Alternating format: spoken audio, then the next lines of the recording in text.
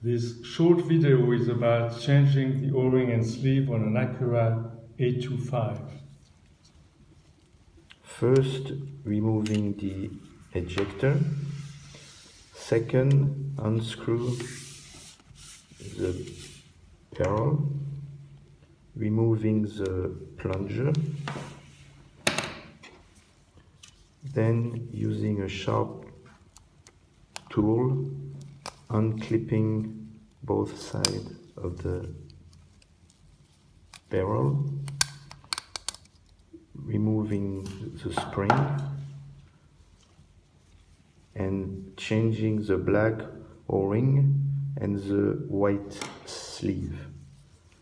Then reinserting the spring with the small plastic cap into the barrel,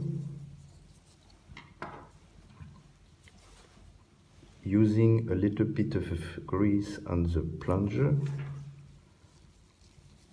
reinserting the plunger, screwing in the barrel,